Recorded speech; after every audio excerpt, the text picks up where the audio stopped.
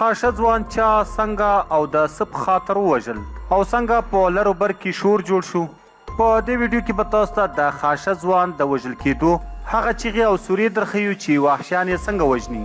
نو ویډیو تر اخره وګورئ.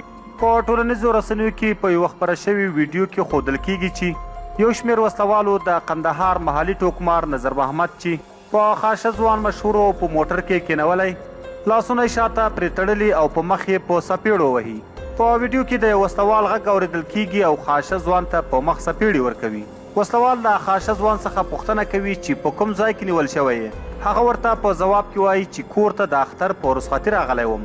قاري یوسف احمدي چې ځان د وسلوالو طالبانو ویان بولي د جولای په 23مه د خاشه د وژنې مسؤلیت یې پر غاړه واخیست.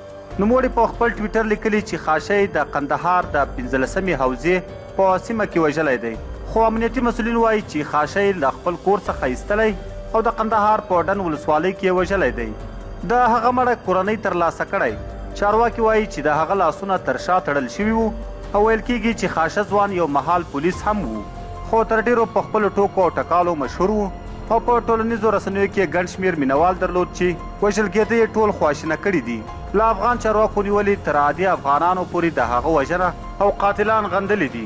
د افغان ولسمشر لومړی مرستیال امرالله صالح پر خپل فیسبوک پاڼه لیکلي د قندهار خاشه ځوان ویډیو چې تر سارایي اعدام مخکې اخیستل شوي دا ښیي چې طالبان نه شریعت ته پابند دي، نه محکمه لري او نه قانون او انسانیت. هغه د افغانستان د تنظوینکو هنرمندانو او نورو اړونده خلکو غوښتي چې دا کار وغندي او خپل غږ اوچت کړي. د ولسمشر دویم مرستیال سرور دانش هم په دې اړه غبرګون ښودلی. د خاشه د وژلو یو ځل بیا د دغه خاورې او د دې خاورې د فرهنګ او هنر له ازادۍ سره د دښمنانو دښمني ښکاره کړه. یو شمېر افغان هنرمندانو او مدني فعالانو هم د خاشه ځوان په مړینې خواشیني ښودلي او دغه وژنه یې غندلې ده.